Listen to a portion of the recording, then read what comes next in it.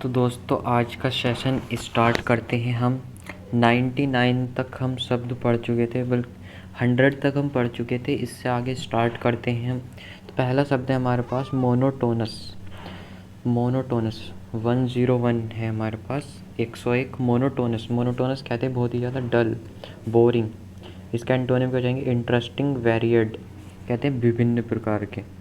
और मोनोटोनस को अगर आप ऐसे भी, इसका सिनोनिम हो सकता है कि एक समान। तो जब एक समान के रूप में देखेंगे तो इसका एंटोनिम हो जाएगा वेरिड, यानी कि बहुत सारे विभिन्न प्रकार। अगर डल के रूप में देखेंगे, बोरिंग के रूप में देखेंगे तो इंटरेस्टिंग हो जाएगा, दिलचस्प। अगले शब्द की तरफ चलते हैं। अगला शब्द है हमारा मोरबिड। मोरबिड रोगग्रस्त।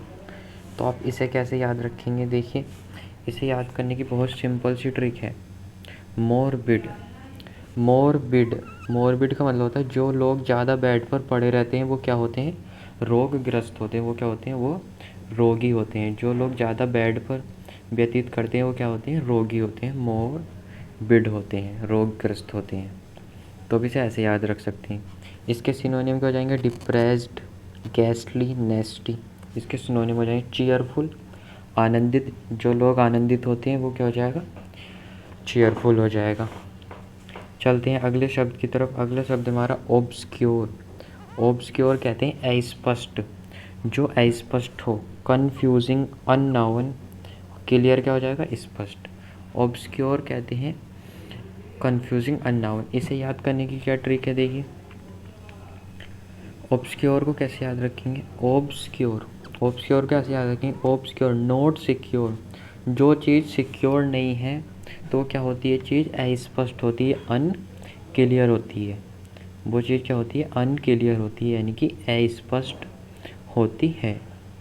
तो आप इसे ऐसे याद रख सकते हैं। चलते हैं हम अगले शब्द की तरफ। अगला शब्द है हमारा ओमिनस।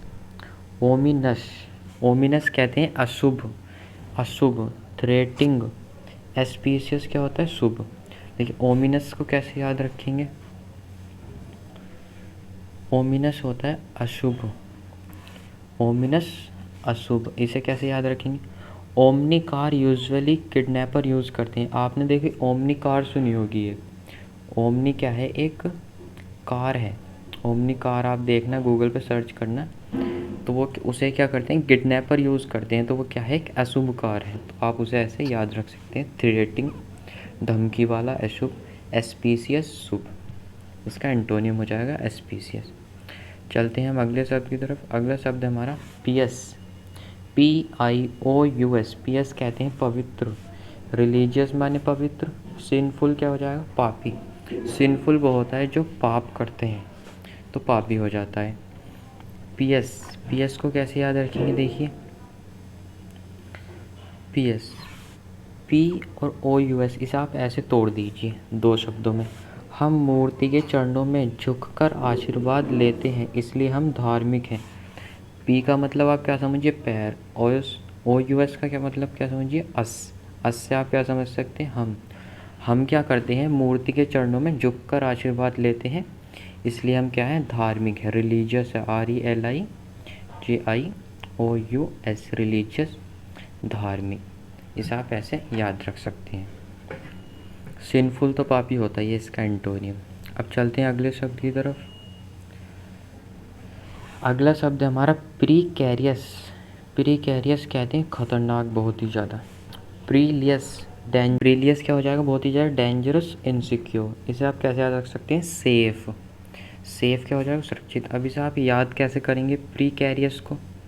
देखिए, प्रीकैरियस को याद करने की बहुत ही सिंपल ट्रिक है। Precarious, we have to take care while doing something risky so that does not go wrong. Pre care, जब हम किसी का पहले से ही ध्यान रखते हैं तो क्या होता है? इसका मतलब वो एक डेंजरस कार्य है। वो एक क्या है? एक डेंजरस कार्य है। तो हम डेंजरस कार्य का ध्यान बहुत ही पहले से रखते हैं, जैसे गैस चलाते वक्त, बिजली का काम करते वक्त, तो हमें पहले से ही बहुत ही ध्यान रखना पड़ता है। तो इसका क्या हो जाएगा? डेंजरस। अब चलते हैं अगले शब्द की तरफ। प्रोफ्यूज़। प्रोफ्यूज़ आप ऐसे याद रख सकते हैं, अत्यधिक, बहुत ही ज़्यादा, अत्यधिक। एप्लेंटी माने भी अत्यधिक होता है, अबेंडेंट माने भी अत्यधिक होता है।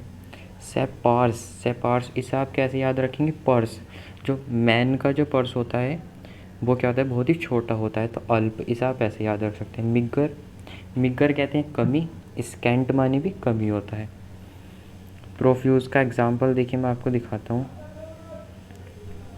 प्रोफ्यूज अत्यधिक, ही offered profuse apologies for being late, उसने क्या करा कि लेट होने पर बहुत ही ज़्यादा अत्यधिक माफ़ी मांगी, अत्यधिक माफ़ी मांगी उसने लेट होने पर।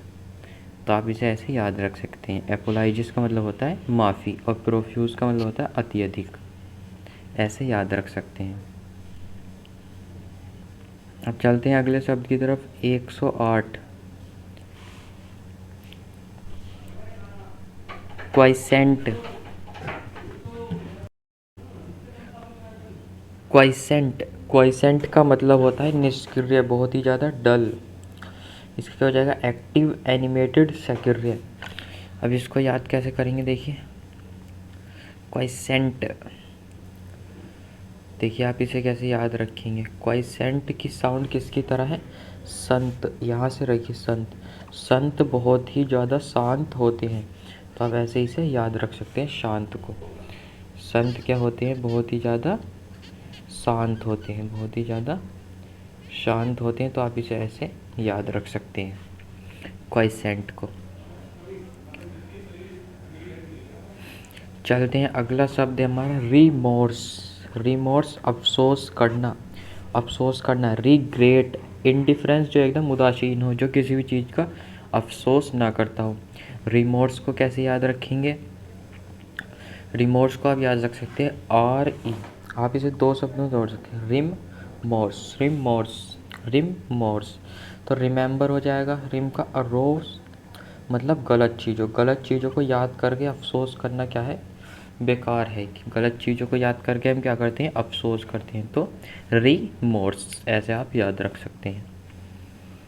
अब चलते हैं हम, अगला शब्द है हमारा रिसोल्यूट। रिसोल्यूट का मतलब होता है दृढ़, बहुत ही ज़्यादा दृढ़। डेटरमाइंड, एग्रीएबल, स्वीकार्य। डेटरमाइंड जो एकदम निश्चिंत रहता हो अपने निर्णय को लेकर, एग्रीएबल जो जो मतलब सारे निर्णय स्वीकार कर लेता हो।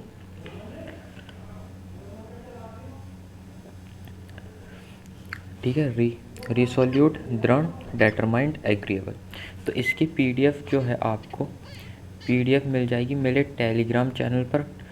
टेलीग्राम चैनल का जो नेम है वो है एडवाइज़र युगांश, ADVISOR,